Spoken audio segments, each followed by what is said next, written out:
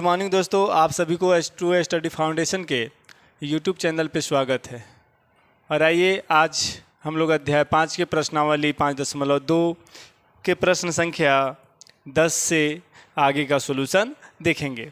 प्रश्न संख्या 10 है, किसी एपी का 17वां पद उसके 10वें पद से 7 अधिक है।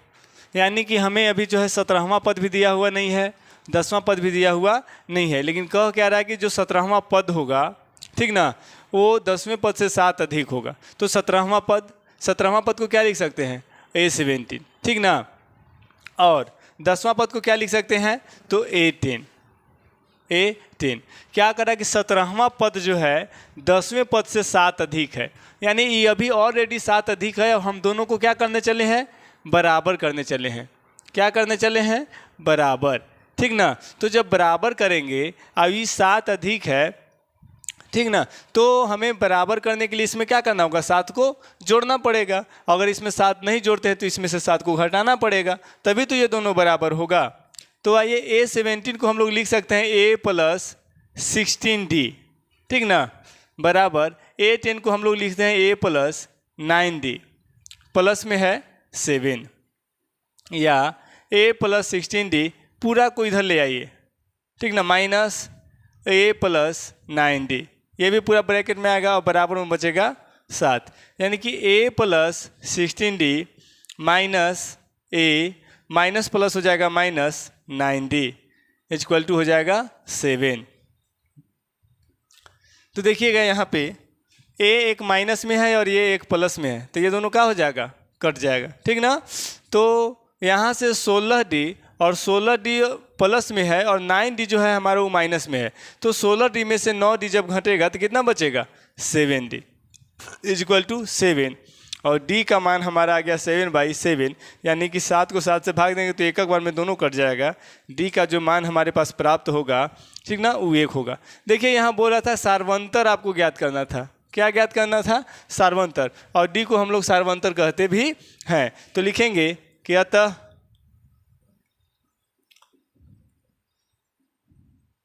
सार्वंतर बराबर कितना हो जाएगा, 1, और ये क्या होगा हमारा आंसर। नेक्स्ट प्रश्न संख्या 11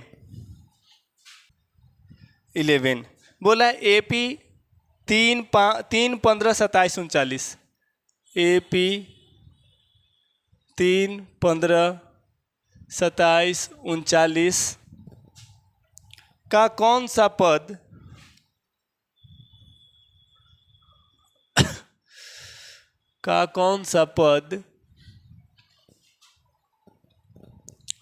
कौन सा पद उसके 54वें पद से 132 अधिक होगा। सपद उसके 54वें पद से 132 अधिक होगा, ठीक ना। कौन सा पद उसके 54वें पद से 132 अधिक होगा, क्वेश्चन मार्क। देखिए सॉल्यूशन, एक AP दिया हुआ है। क्या दिया हुआ है, AP दिया हुआ है 3, 15, 27, 39, और बोलता है इसका कौन सा पद 54वें पद से 132 जो है अधिक होगा, ठीक ना। तो इसमें हम A निकालेंगे, D निकालेंगे, और AN जो दिया हुआ है हमें वो दिया हुआ नहीं है कि अंतिमवा इसका पद क्या होगा, लेकिन ये जरूर दिया हुआ है कि Nवा जो पद होगा, मतलब कौन सा पद बोला है तो उसको हम मान लेते हैं कि Nवा पद। तो Nवा पद जो होगा वो 54वें पद से कितना अधिक होगा, 132 अधिक होगा, ठीक ना। तो इस प्रकार से हमारा दिया हुआ है।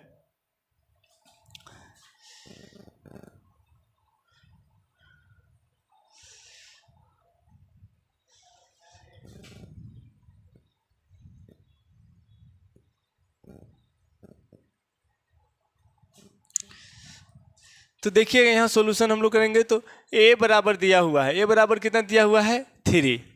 D बराबर निकालेंगे तो D बराबर हो जाएगा 15 - 3, यानी A2 - 7 बराबर हो जाएगा क्या हमारा 12।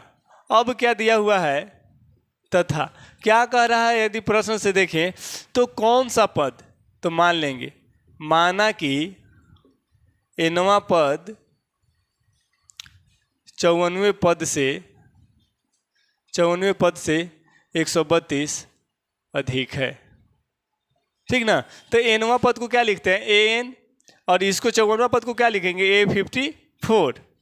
ठीक ना। तो एनवा पद 54वें पद से 132 अधिक है। ठीक ना। ये ऑलरेडी 132 अधिक है, हमें दोनों को करना है बराबर। तो बराबर करने पर क्या होगा, इसमें 132 को हम लोग क्या करेंगे, जोड़ देंगे, तब ना एनवा जो पद होगा 154वें पद से 32 अधिक होगा। ठीक ना। और अब हम दोनों को क्या कर रहे हैं, बराबर। देखिए एन को हम लोग लिखते हैं A plus n-1 into D, और A54, इसके लिए जब हम लोग लिखेंगे तो इसको में क्या लिखाएगा, A54 कि ये भी फॉर्मूला होगा A plus n-1 into D plus 132, या क्या कर सकते हैं, ए का मान हमें दिया हुआ है 3 प्लस n, इसमें दिया हुआ नहीं है। ठीक ना। n जो है दिया हुआ नहीं है, कि दिया हुआ है, तो नहीं दिया हुआ है। डी का मान कितना है, 12, बराबर a का मान 3 प्लस n का मान इसमें दिया हुआ है 54 माइनस 1, और d का मान दिया हुआ है 12 प्लस 132, या 3 प्लस n-1 इंटू 12, 3 प्लस 54 में से 1 हटेगा तो बचेगा यहाँ पे 53 गुना 12 प्लस 132, 3 प्लस n-1, ये प्लस में 3 है, बराबर को उधर जाएगा तो क्या हो जाएगा, माइनस में, यानी 3 प्लस है तो इधर आएगा तो माइनस में हो जाएगा, प्लस इसको गुना कीजिए तो 12 यही हो जाएगा 36, 12 × 5 = 60 और 3 = 63 प्लस 132। अब देखिएगा ये प्लस में है, ये माइनस में, ये दोनों कट जाएगा हमारा, यानी कि n-1 इंटू 12 इक्वल टू, जोड़ेंगे तो 6 और 2 8, 3 और 3 6, 1 और 6 7। ठीक ना। यानी कि n-1 बराबर हो जाएगा 768 बटा हो जाएगा 12, 12 से काटेंगे तो 12 × 6 = 72, 4 48 हो जाएगा, बड़ चौक 48, यानी कि n-1 जो है आ गया हमारा 64, और n बराबर जब निकालेंगे तो 64 माइनस में 1 है, इधर जाएगा तो प्लस में 1 हो जाएगा। ठीक ना। तो n बराबर हो जाएगा 65, यानी कि हम कह सकते हैं, क्या कह सकते हैं कि अतः 65वां जो पद है, 65वां पद वो 54वें पद से 132 अधिक है, 132 जो है अधिक है। इस प्रकार से हमारा इस प्रश्न का सॉल्यूशन होगा। नेक्स्ट प्रश्न संख्या 12, दो समांतर श्रेणियों का सार्वंतर समान है।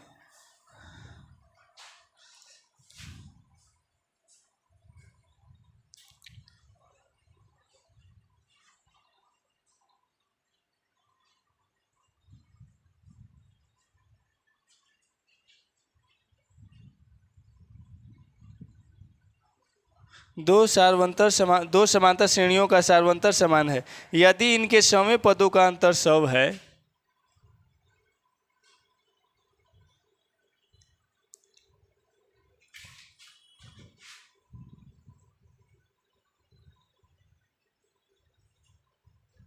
सव है तो इनके 1000वें पदों का अंतर क्या होगा। तो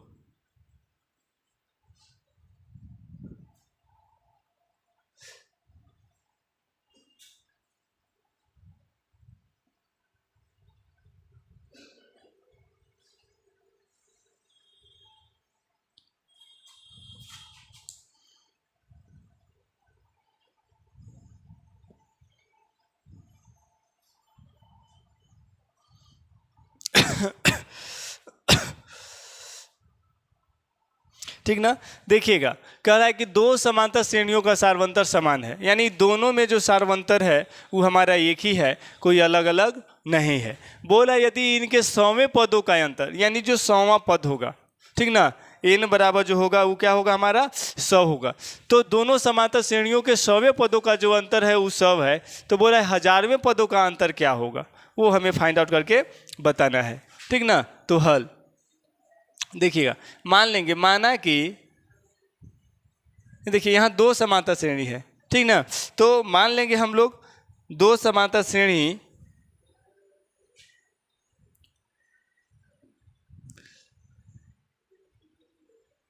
श्रेणियाँ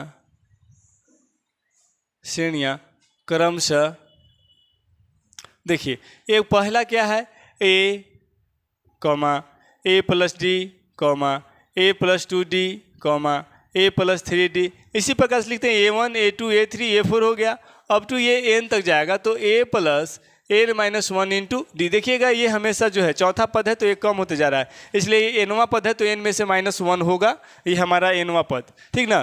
तथा दूसरा क्या होगा, मान लेते हैं b है तो पहला पद b, दूसरा पद b प्लस d, तीसरा पद b प्लस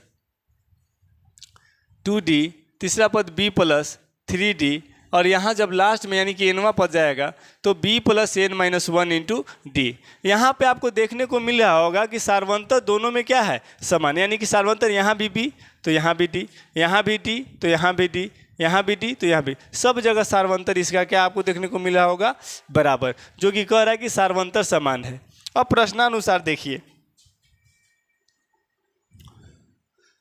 प्रश्नानुसार क्या बोल रहा है कि यदि इनके 100वें पदों का अंतर 100, ठीक ना, तो 100वें पदों का अंतर, ठीक ना, 100वें पदों का अंतर दिया हुआ है, पदों का अंतर जो है दिया हुआ कितना है, 100 दिया हुआ है। 100वें पद अगर कहें तो कितना, a plus 100 minus 1 into D minus, फिर ही हो जाएगा b plus n minus 1, n की जगह कितना 100 माइनस 1 इंटू डी का अंतर कितना दिया हुआ है, 100 दिया हुआ है, ठीक ना। तो इस प्रकार से जब करेंगे तो a प्लस 100 में से एक जाएगा तो 99d माइनस यहाँ हो जाएगा b, माइनस प्लस हो जाएगा माइनस, 100 में से एक जाएगा तो 99 और 99 में d होगा तो 99d माइनस में हो जाएगा बराबर 100। अब देखिएगा एक प्लस में 99d है और एक माइनस में 99d है, दोनों का हो जाएगा, कट जाएगा, यानी कि a माइनस बी बराबर हमें प्राप्त हो गया क्या, 100। ये समीकरण फर्स्ट। तब बोला कि 1000वें पदों का अंतर क्या होगा, 1000वें पद, तो लिखेंगे नाउ 1000वें पदों का अंतर, ठीक ना, लिखेंगे 1000वें पदों का अंतर क्या होगा, ठीक ना, 1000वें पदों का अंतर। तो यानी कि जहाँ अभी हम 100 बैठाए हैं इनका मान, वहाँ पे अभी हमें कितना बैठाना होगा, 1000 बैठाना होगा, यानी a plus 1000 minus 1 into D minus b plus 1000 minus 1 into D बराबर क्या होगा, ठीक ना, बराबर हमें पता नहीं है। तो देखिएगा a प्लस 100 में से एक जाएगा तो कितना बचेगा, 999 और d हो जाएगा, माइनस प्लस माइनस यहाँ बचेगा b, ठीक ना, माइनस प्लस माइनस। अब 1000 में से एक यहाँ भी घटेगा तो बचेगा 999, और 999 को जब d से गुना करेंगे तो हो जाएगा 999d। अब देखिएगा कि आपको 999d यहाँ प्लस में और यहाँ देखिएगा 999d माइनस में, ये दोनों क्या हो जाएगा, कट जाएगा, तो आपके पास बचेगा क्या, a माइनस बी। और a माइनस बी के देखिएगा समीकरण 1 में जो मान निकाले हैं, ठीक ना, इतना बराबर क्या निकाले हैं, 100, यानी कि हम लोग कह सकते हैं क्या कि अतः 1000वें पदों का अंतर, 1000वें पदों का अंतर जो होगा, अंतर मतलब घटाव, देखिएगा यहाँ, ठीक ना, 1000वें पदों का जो अंतर होगा, ठीक ना, वो क्या हो जाएगा हमारा 100 होगा, और ये क्या हो जाएगा हमारा आंसर, ठीक ना। तो इस प्रकार से हमारा सॉल्यूशन है, आप देख लीजिएगा इसे। यहाँ पे लिख सकते हैं, क्या लिख सकते हैं कि समीकरण फर्स्ट से, क्यों, क्योंकि समीकरण फर्स्ट से ही मान उठाए हैं। यहाँ जो a माइनस बी बराबर 100 है तो इसीलिए यहाँ पे a माइनस बी के स्थान पे हम लोग क्या रख दिए हैं, 100 रख दिए हैं, जो कि समीकरण 1 से लिया गया मान है। नेक्स्ट प्रश्न संख्या 13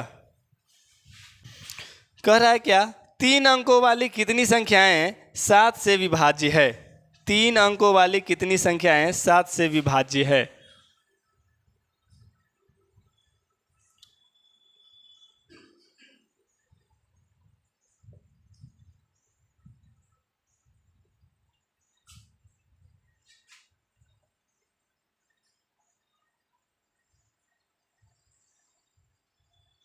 ठीक ना, तीन अंकों वाली कितनी संख्याएं 7 से विभाज्य है, वो हमें ज्ञात करके बताना है कि कितनी वैसी संख्याएं जो 3 अंकों वाली है और वो 7 से विभाज्य है। सबसे पहले समझ लेते हैं कि 3 अंकों वाली संख्या है कौन कौन।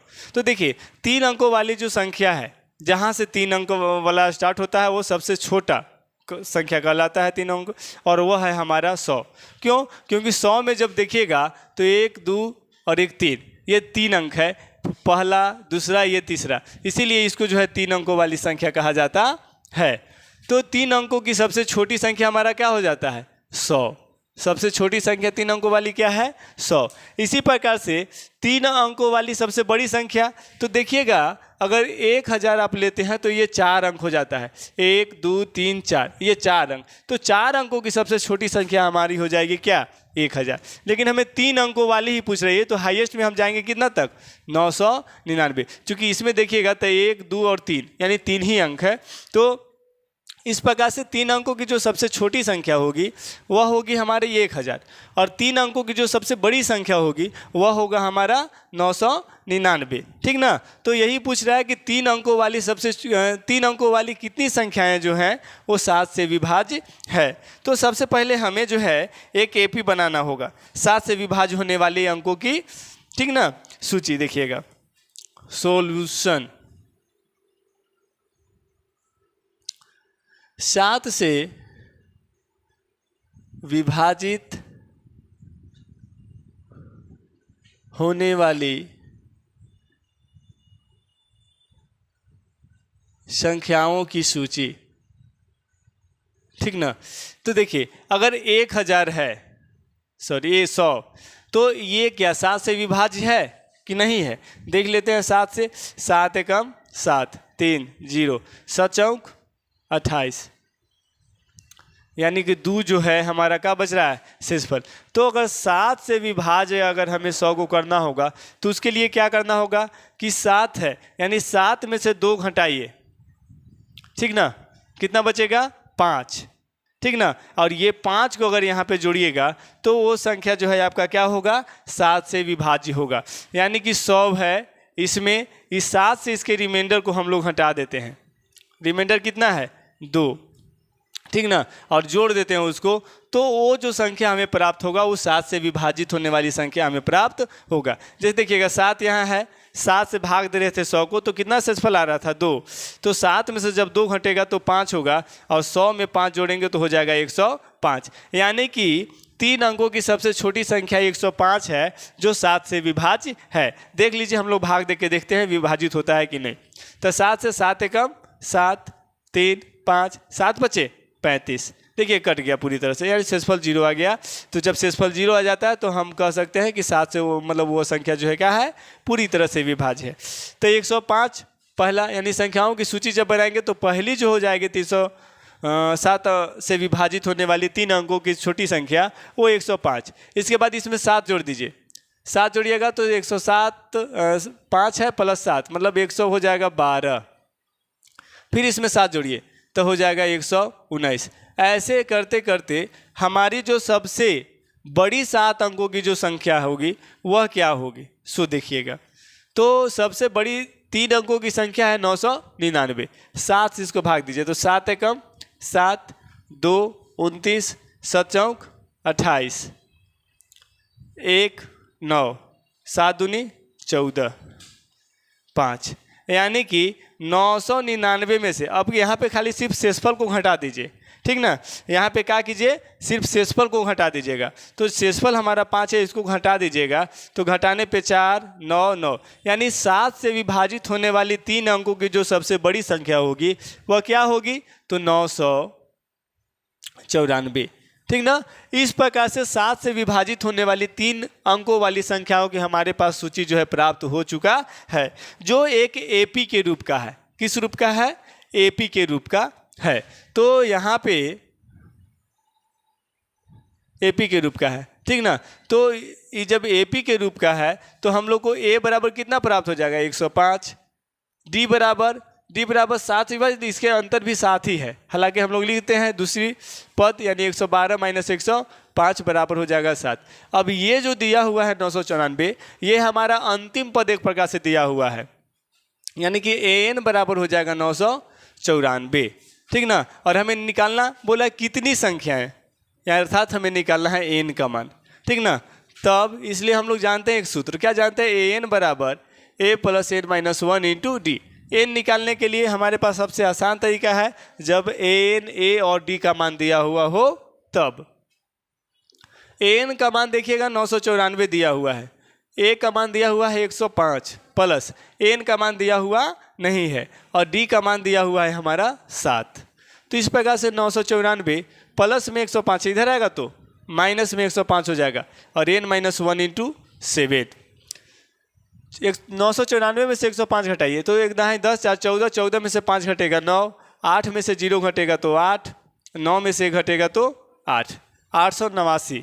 ये गुना में है ना, देख लीजिएगा n माइनस 1 इंटू 7, या n माइनस 1 बराबर 7 गुना में इधर आएगा तो भाग में 7 से भाग दीजिए, 7 एकम 7, 1 18, 7 दूनी 14, 4 49, 4 और 9 49, 7 सते 49, यानी कि n माइनस 1 बराबर 127 आ गया।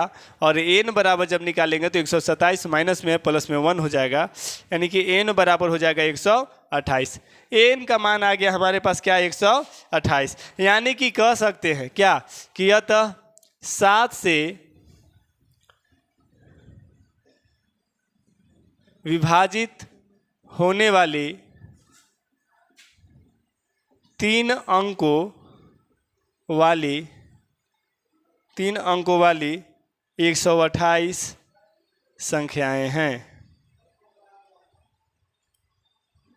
128 है, यानी 3 अंकों से विभाजित होने वाली 7 से विभाजित होने वाली 3 अंकों वाली 128 संख्याएं है।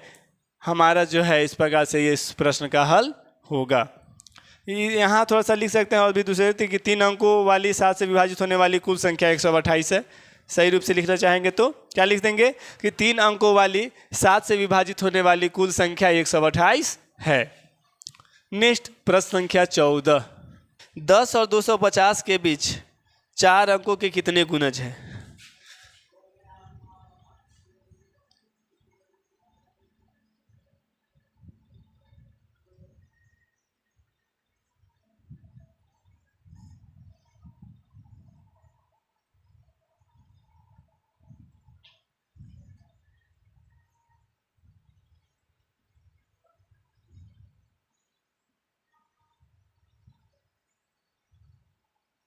देखिएगा अब की जो प्रश्न संख्या बोल रहा है 14, वो क्या कर रहा है कि 10 और 250 के बीच 4 अंकों के कितने गुण, मतलब 4 के कितने गुणज है, मतलब कौन कौन सी ऐसी संख्याएं हैं 10 और 250 के बीच जो 4 से विभाजित होती है, ठीक ना। तो हम लोग देखते हैं, तो 10 और 250 के बीच 4 से या के बीच 4 के गुणज, 4 के गुणज, किस गुणजों की सूची। एक एपी बनाएगी ये भी, ठीक ना, क्योंकि सबके अंतर जो है सिर्फ और सिर्फ 4 रहेगा। तो सबसे पहले 10 है, तो 10 को जब 4 से भाग देंगे तो नहीं लगेगा, 4 दूनी 8 देखिएगा, 2 शेषफल बचेगा। तो हम अभी तुरंत बताए हैं कि यदि इसमें भाग देना है तो क्या करेंगे, 10 को 4 में से 2 को यहाँ पे घटा देंगे, यानी कि जो जिससे भाग दे रहे हैं उसमें से रिमाइंडर को घटा करके यदि भाज्य में हम जोड़ देते हैं तो हमारा वह विभाजित होने वाली संख्या प्राप्त हो जाती है। तो 10 प्लस 4 में से 2 जगह 2 यानी कि 12। 10 से बड़ी संख्या पहली 12 होगी, जो 4 मतलब 12 होगी जिसका जो है गुणज 4 होगा। दूसरा 12 के बाद 16, 16 के बाद 20, 20 के बाद 24, अब टू कहाँ तक जाएगा तो 250 देख लीजिए। अब 250 देखिए 4 से विभाज्य है कि नहीं, तो 4 छक 24, एक दाएं मतलब 5 में से 4 जाएगा तो 1, 4 दूनी 8, 2 बचा नहीं, ये 2 जो है एक्स्ट्रा हो रहा है, हमारे पास रिमाइंडर बच रहा है। 250 में 2 को घटा दीजिए, कितना बचेगा 248, यानी कि 10 और 250 के बीच 12 का सबसे पहला गुना जो होगा इसमें 4 और 4 का दूसरा यानी 248 जो है ये होगा जो 4 से विभाजित होगा। अर्थात 248 का गुना जो है वो 4 है, 250 का गुना 4 नहीं है। तो इस प्रकार से हमारा एक एपी बन रहा है। तो एपी में ए बराबर देखिएगा 12, डी बराबर यहाँ से 16 माइनस 12 अर्थात यहाँ पे 4 आ रहा है। ए जो दिया हुआ है एन का मान 248 और हमें निकालना है इसमें एन का मान, ठीक ना। तो हम लोग जानते हैं एन बराबर एक सूत्र होता है a plus n minus 1 into D.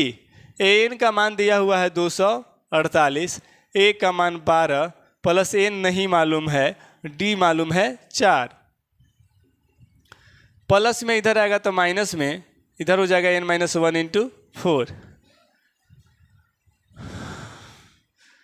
6 3 236 यानी एन माइनस 1 इंटू 4 या n minus 1 into 4 equal to 236। 4 इसके साथ गुना में इधर आएगा तो क्या हो जाएगा भाग में। 4 से देंगे तो 4 पचे 20 और 4 नवा 36, ठीक ना।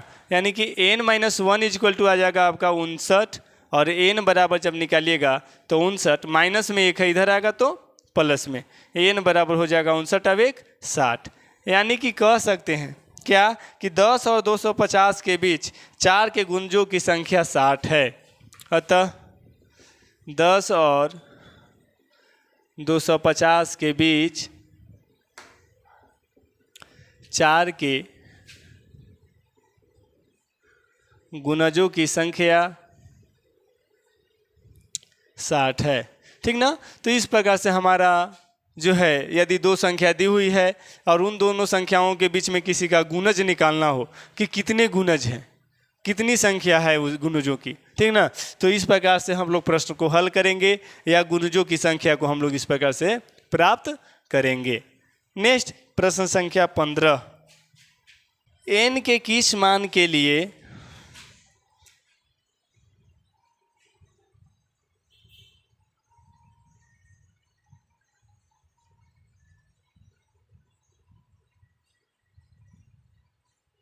एन के किस मान के लिए दोनों समांतर श्रेणियों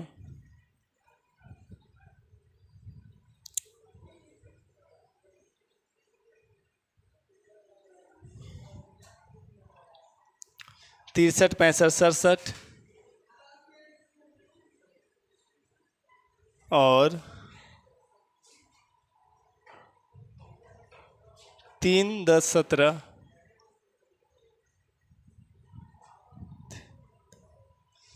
के nवें पद बराबर है।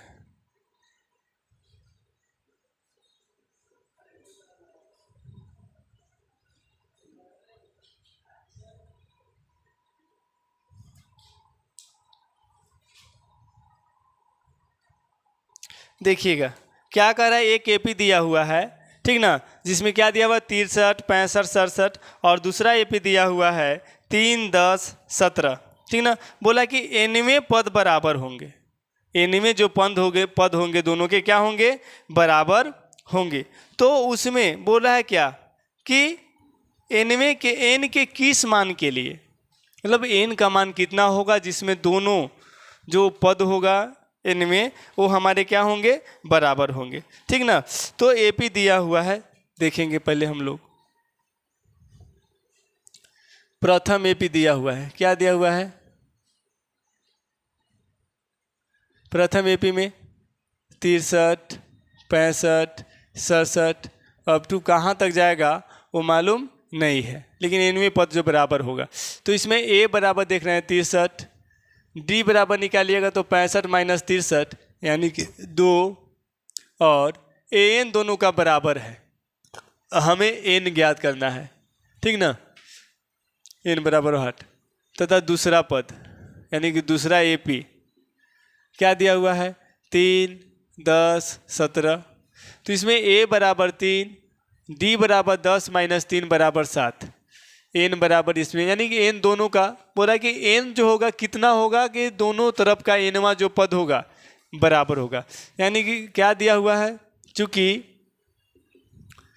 दोनों समांतर श्रेणियों की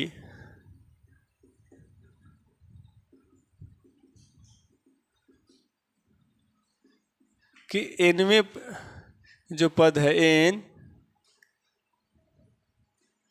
पद बराबर है, ठीक ना। nवें पद क्या है, बराबर हो गए, nवें पद बराबर है, यानी कि an बराबर इधर क्या हो जाएगा an, इसका an का क्या होगा a plus n minus one into D, a plus n minus one into D, और इसका भी हो जाएगा, फार्मूला तो यही होगा, लेकिन अलग अलग बैठाएंगे। इसका जो बैठाएंगे a का मान कितना बैठेगा हमारा 63, प्लस n का मान मालूम नहीं है, d का मान मालूम है इसका 2, इसका a का मालूम है हमारा 3, प्लस n नहीं मालूम है, और d का मान है हमारा इसमें 7। देखिएगा 63 प्लस 2 से कीजिएगा तो 2n माइनस 2, ये 3 प्लस 7n माइनस 7, n वाला को इधर ले आते हैं, बाकी को उधर भेजते हैं, तो 2n प्लस में 7n है, इधर आएगा तो हो जाएगा माइनस में 7n, ये 3 माइनस 7, प्लस में इधर है, माइनस में इधर 63, माइनस में 2 इधर, प्लस में 2, यहाँ माइनस 5n हो जाएगा। देखिएगा 2 और 3 5, प्लस में 63, और ये हो जाएगा हमारा 70, जो कि माइनस में होगा, यानी कि माइनस 5n बराबर 70 में से 5 जाएगा तो 65 बचेगा, वो भी माइनस में, n बराबर हो जाएगा माइनस 65 बटा माइनस 5। अब ये देखिएगा कटेगा 5 से 13 बार में, ठीक ना, कितना बार में 13, तो n बराबर आ गया 13।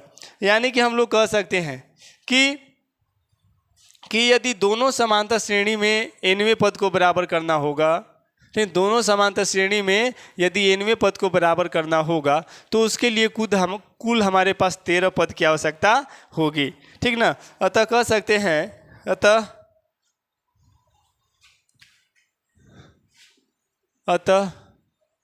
n बराबर 13 है, जिसके nवें पद बराबर होंगे, ठीक ना। यानी n का मान क्या है 13, 13 पद यदि दोनों में हम लोग देखेंगे 13वां पद, तो दोनों में जो मान होगा वो हमारा क्या आ जाएगा, बराबर आएगा, ठीक ना। इसी प्रकार से नेक्स्ट है प्रश्न संख्या 16, वह AP ज्ञात कीजिए जिसका तीसरा पद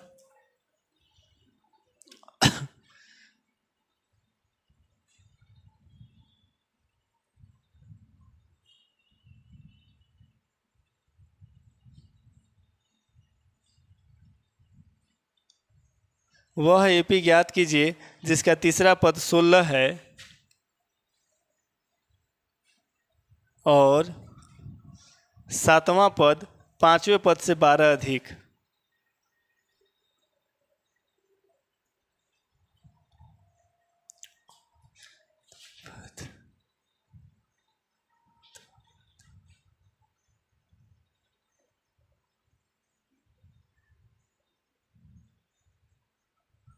बारह अधिक है।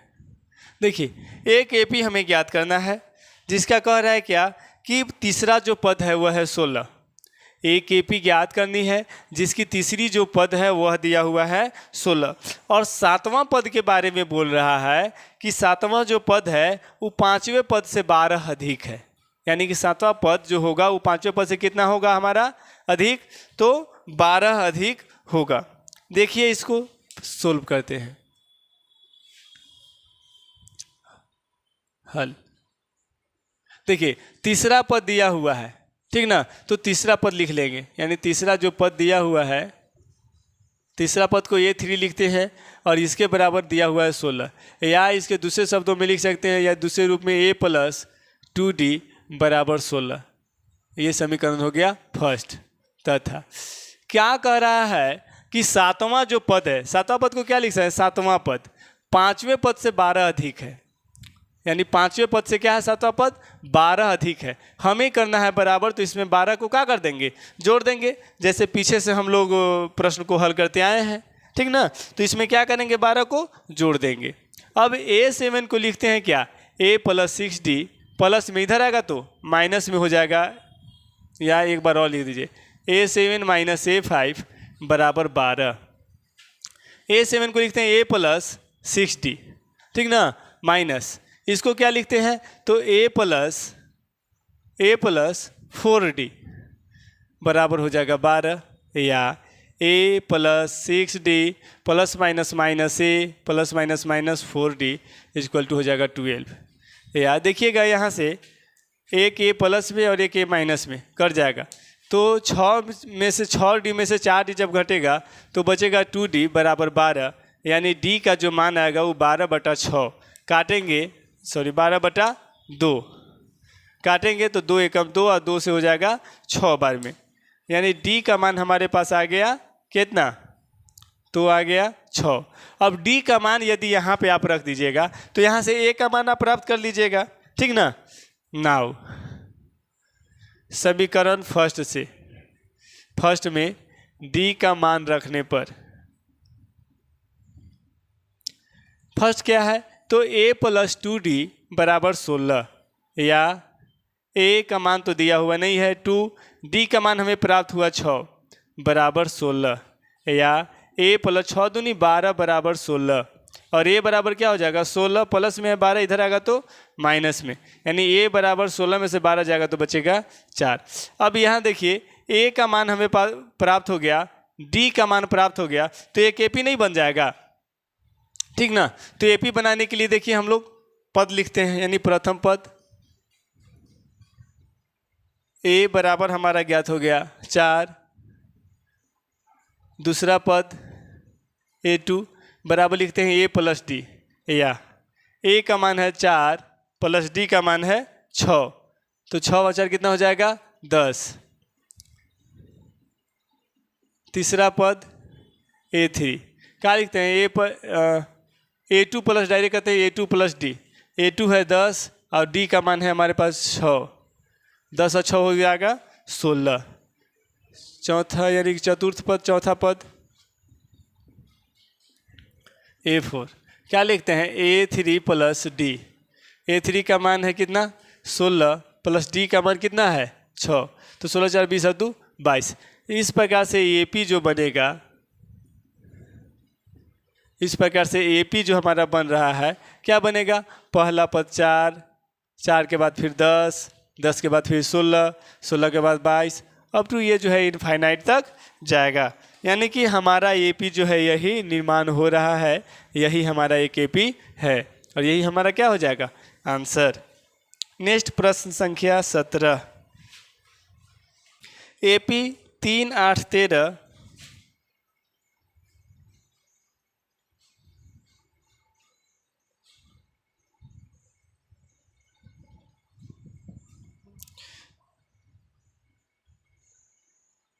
253 में अंतिम पद से 20वां पद ज्ञात कीजिए। में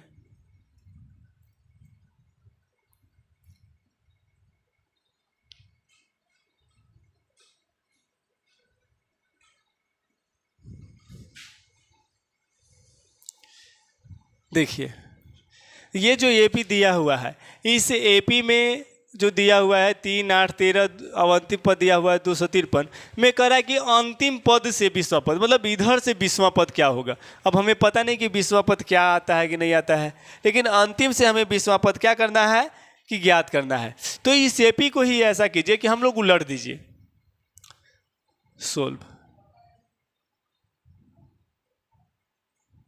ठीक ना। यानी कि लिखें क्या, AP को उल्टा लिखने पर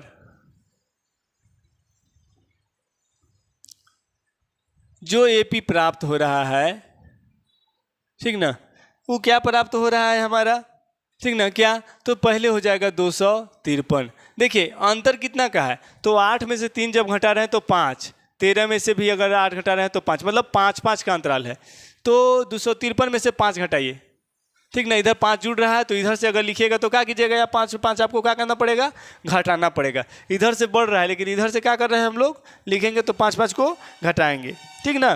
तो 253 के बाद क्या होगा 248, ठीक ना। इसमें से 5 घटाए तो इसमें से भी 5 घटाइएगा तो फिर होगा 243, ठीक ना। इस प्रकार से आप लोग जाते जाते कहाँ तक जाएगा, लास्ट जो होगा आपका 3 होगा। उम्मीद है समझ में आ रहा होगा।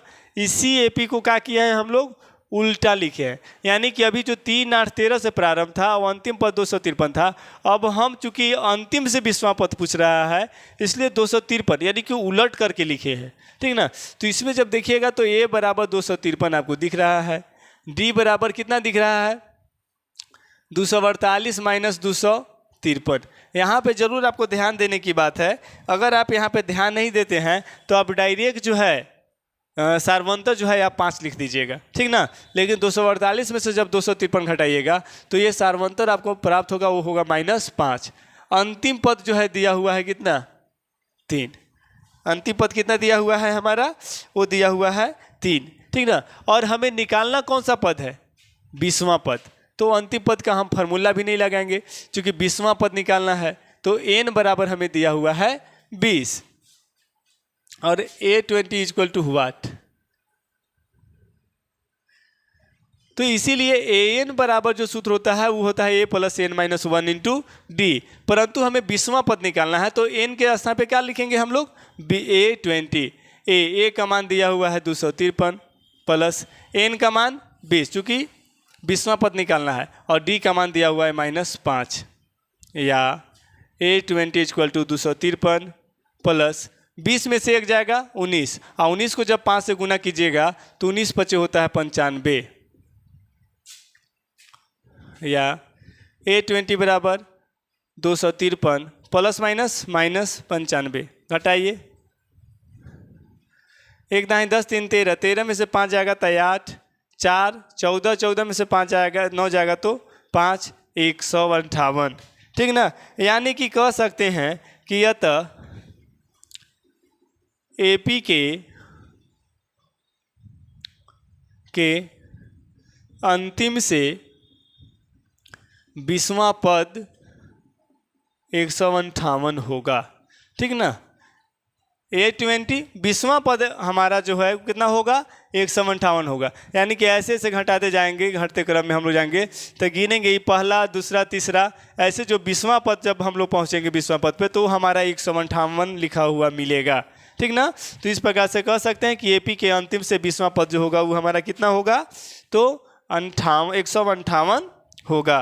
नेक्स्ट 18 कि है किसी एपी के चौथे और 8वें पदों का योग 24 है। यानी एक एपी है और उसके जो चौथे और 8वें पद हैं, इन दोनों पदों का जो योग है वो है 24, ठीक ना। तथा छठे और 10वें पदों का योग 44 है। तो इस एपी के प्रथम 3 पद ज्ञात कीजिए। देखिए जैसा प्रश्न कर रहा है हम उसी अनुसार से जो है हल करते चलेंगे, ठीक ना। सबसे पहले बोला है एपी के चौथे और 8वें पदों का योग। चौथे पद को क्या लिखते हैं a4 प्लस 8वें पद को क्या लिख सकते हैं a8, ठीक ना। और इन दोनों को जब जोड़ रहे हैं तो जोड़ने पर हमें प्राप्त हो रहा है 24, ठीक ना। और अगर इसे लिख सकते हैं तो चौथे पद को लिख सकते हैं a प्लस 3d, इसको लिख सकते हैं a प्लस 7d और इक्वल टू हो जाएगा 24, या a हो जाएगा हमारा 2a प्लस 3d और 7d हो जाएगा 10d इक्वल टू हो जाएगा 24, ठीक ना। 2 कॉमन ले लीजिए तो क्या बचेगा a प्लस 5d बराबर 24, या a प्लस 5d बराबर 24 बाई हो जाएगा 2। 2 से यहाँ से कटेगा तो ये 12 टाइम्स में कटेगा, यानी कि a plus 5d equal to आ जाएगा आपका 12, और ये हो गया समीकरण हमारा फर्स्ट। नेक्स्ट तथा आगे देखिएगा कह रहा है क्या कि तथा छठे और 10वें पदों का योग 44 है। छठे और 10वें पदों का योग कितना है 44। तो छठे मतलब a6 प्लस 10वें मतलब 18, दोनों का जो योग दिया हुआ है वो दिया हुआ है 44। तो छठे पद को लिख सकते हैं a प्लस 5d प्लस 10वें पद को लिख सकते हैं a plus 9d equal to हो जाएगा 44। अब यहाँ भी जोड़ेंगे तो ये हो जाएगा हमारा 2a प्लस 5d और 9d हो जाएगा हमारा 14d इक्वल टू 44। याद देखिएगा इसमें भी जो है 2 हमारा कॉमन है तो यहाँ हो जाएगा a plus 7d equal to 44, या a plus 7d equal to 44 by 2, काटेंगे तो हो जाएगा यहाँ पे हमारा 22, यानी कि a plus 7d equal to आ जाएगा 22, और ये समीकरण हो जाएगा हमारा सेकेंड, ठीक ना। आप समीकरण फर्स्ट मिल गया और समीकरण सेकंड मिल गया, तो समीकरण फर्स्ट और सेकंड से हम लोग ए और डी का मान जो है ज्ञात कर सकते हैं। लिखेंगे समीकरण फर्स्ट तथा सेकंड से, ठीक ना, यानी कि फर्स्ट में से सेकंड को हम लोग हटा रहे हैं, ठीक ना। तो समीकरण फर्स्ट है a + 5d = 12, ठीक ना, और सेकेंड समीकरण है a + 7d = 22। समीकरण घटा रहे हैं, चिन्ह चेंज होगा, यानी प्लस है तो ये माइनस, प्लस है माइनस, यहाँ भी प्लस है ये माइनस।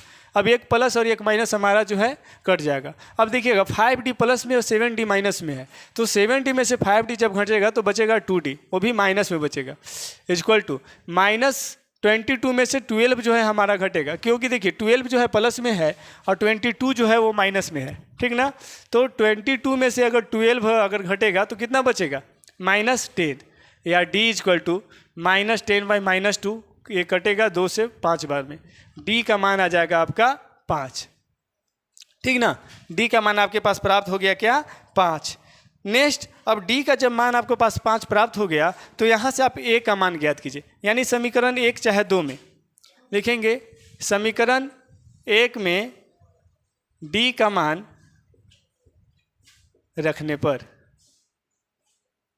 समीकरण 1 क्या है, a + 5d = 12, a + 5 और d का मान है 5 = हो जाएगा 12, या a + 25 बराबर 12 और a बराबर 12 - 25, यानी कि a का जो मान आने वाला है वो हमारा हो जाएगा -13, ठीक ना। तो यहाँ से हमारा जो है 2 मान निकल करके आ गया, d का मान निकल करके आ गया और a का मान निकल करके आ गया, ठीक ना। तो बोला है कि AP के प्रथम 3 पद ज्ञात कीजिए, ठीक ना। तो प्रथम पद जो हो जाएगा हमारा, प्रथम पद यानी कि a, इसका मान हो गया -13।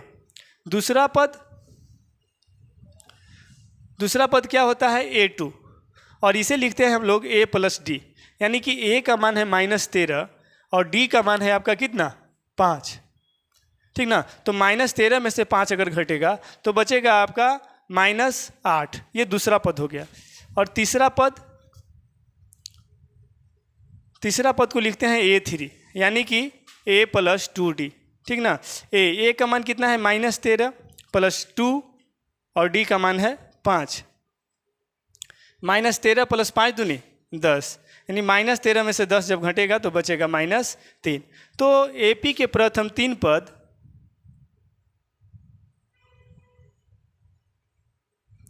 पद देखिएगा कौन कौन है, तो -13, -8 और -3 है, और यही जो है हमारा क्या होगा, आंसर होगा, ठीक ना। तो इस प्रकार से हमारा इस प्रश्न का हल होगा। नेक्स्ट प्रश्न संख्या 19, बोला सुब्बा राव ने 1995 में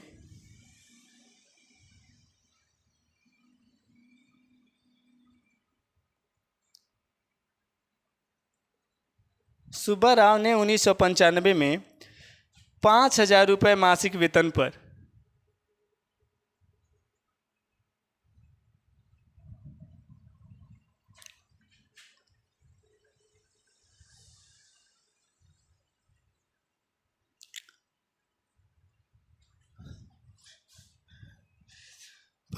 कार्य करना आरंभ किया।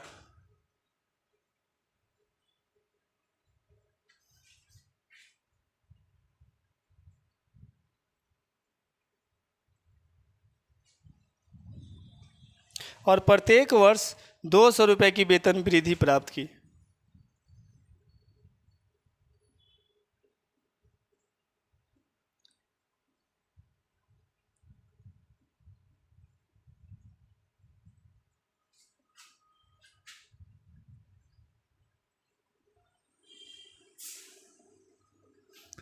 वेतन वृद्धि प्राप्त की, किस वर्ष में उसका वेतन 7,000 हो गया।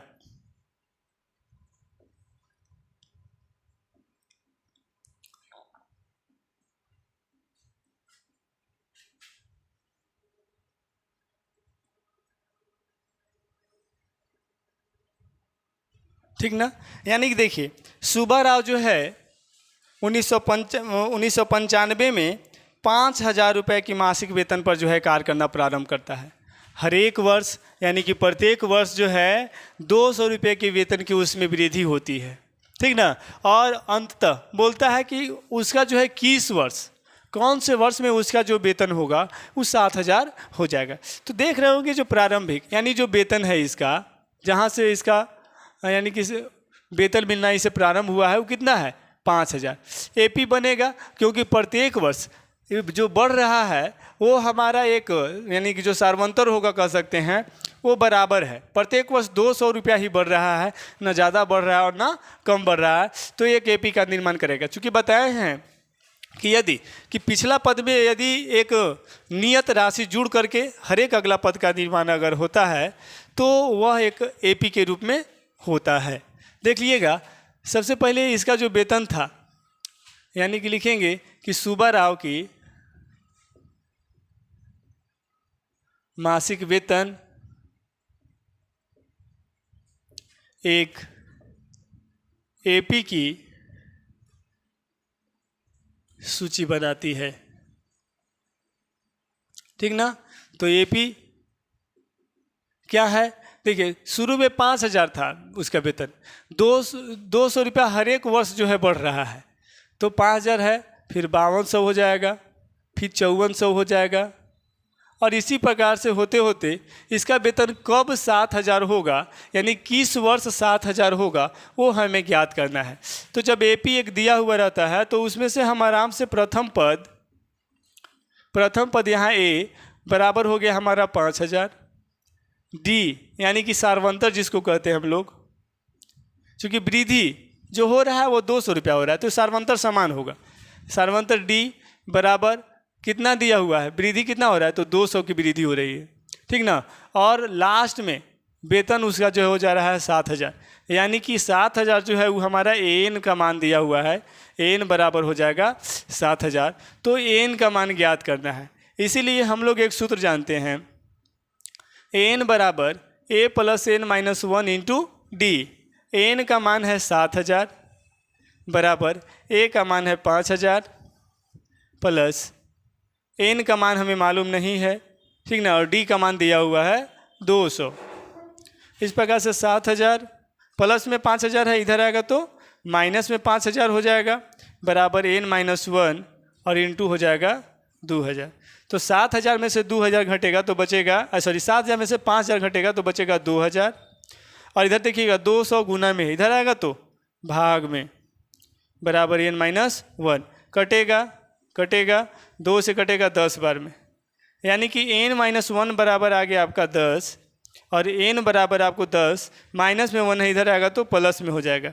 एन बराबर हो गया 10 अब 1 11, ठीक ना। यानी कि कह सकते हैं कि सुब्बा राव की 11वें वर्ष जो सैलरी मिलेगी वह होगा उनका 7,000 रुपया, ठीक ना। अतः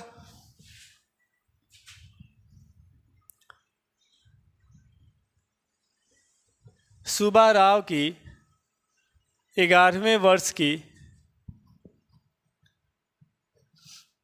11वें वर्ष की वेतन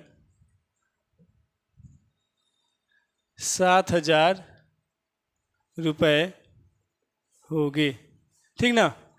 इस प्रकार से हमारा इसका सॉल्यूशन होगा। नेक्स्ट प्रश्न संख्या 20, रामकली ने किसी वर्ष के प्रथम सप्ताह में 5 रुपये की बचत की। रामकली ने किसी वर्ष के प्रथम सप्ताह में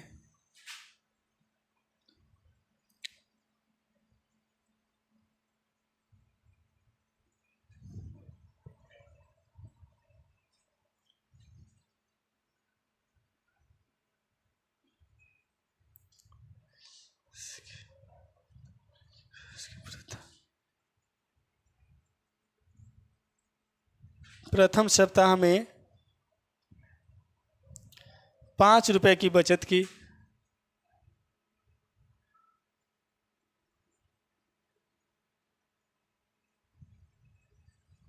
₹5 की बचत की और फिर अपनी साप्ताहिक बचत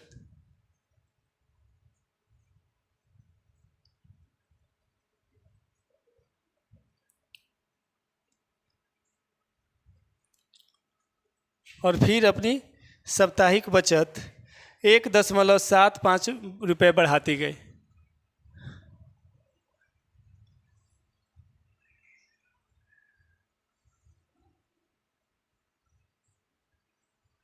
बढ़ाती गई यदि nवें सप्ताह में उसकी साप्ताहिक बचत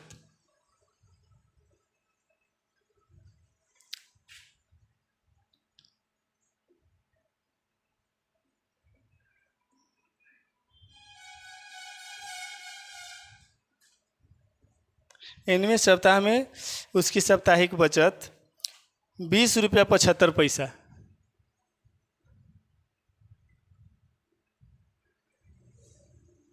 है तो हो जाती है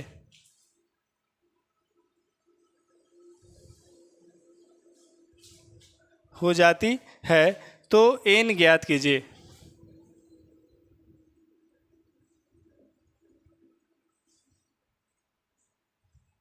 देखिए प्रश्न जो संख्या 20 है वो क्या कहता है कि रामकली ने किसी वर्ष के प्रथम सप्ताह में 5 रुपया की बचत की, ठीक ना, और फिर अपनी साप्ताहिक बचत 1.75 यानी कि 2.25 रुपया जो है उसकी साप्ताहिक बचत जो है बढ़ती गई।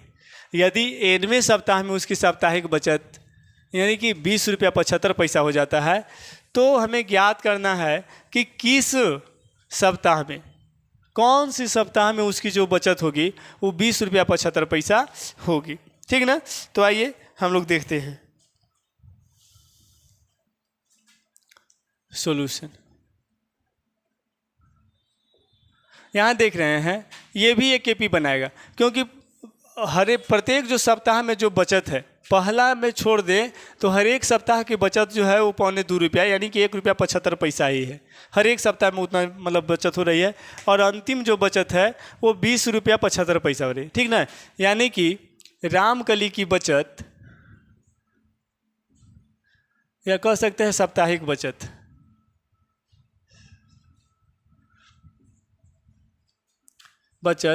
एक एपी की सूची बनाती है।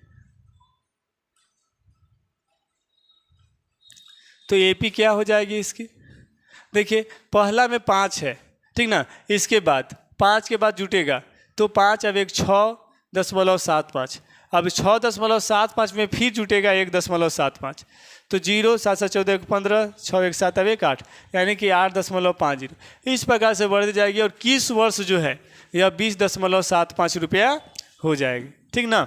तो यहाँ आप देख रहे होंगे कि प्रथम पद जो है ए बराबर दिख रहा है 5, ठीक ना। अब साप्ताहिक जो बचत जिसको हम लोग सार्वंतर कहते हैं, सार्वंतर डी से इंडिकेट करते हैं और वो डी जो है दिख रहा है 1.75, ठीक ना। और ए जो यानी कि उसकी अंतिम जो बचत है कुल वो दिया हुआ है 20.75, ठीक ना। हमें निकालना क्या है कि किस वर्ष जो है 20.75 इसकी बचत जो है हो जा रही है। तो हम लोग एक सूत्र जानते हैं क्या, ए एन बराबर a plus n minus 1 into d. A n का मान है दिया हुआ 20.75, ए का मान दिया हुआ है 5 प्लस एन माइनस 1 और डी का मान दिया हुआ है 1.75 या 20.75 माइनस 5 बराबर एन माइनस 1 इंटू 1.75 और 20.75 में से यदि वो 5 को आप घटाते हैं 5 को तो कितना बचेगा 15.75, ठीक ना, बराबर n माइनस 1 इंटू 75 या n माइनस 1 बराबर देखिएगा 15.75 बटा ये जो है इधर से गुना में है इधर आएगा तो बटा में हो जाएगा यानी कि 1.75, ठीक ना। यहाँ से क्या होगा कि ये दशमलव के बाद यहाँ भी 2 अंक, दशमलव के बाद यहाँ भी 2 अंक, ये दोनों हमारा खत्म हो जाएगा यानी कि कट जाए तो 15.75 ऊपर बचेगा और 1.75 यहाँ, ठीक ना। अब देखते हैं कितना बार में कटता है।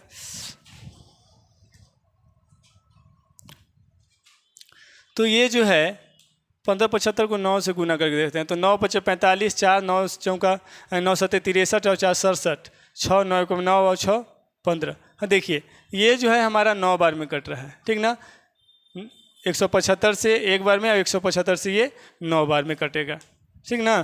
तो इस प्रकार से क्या होगा, n-1 इक्वल टू हो जाएगा 9, और n बराबर जब निकलेगा तो 9 माइनस में 1 है, उधर जाएगा तो प्लस में 1, यानी n बराबर हो जाएगा 10। यानी कह सकते हैं क्या कि अतः रामकली की 10वें सप्ताह की बचत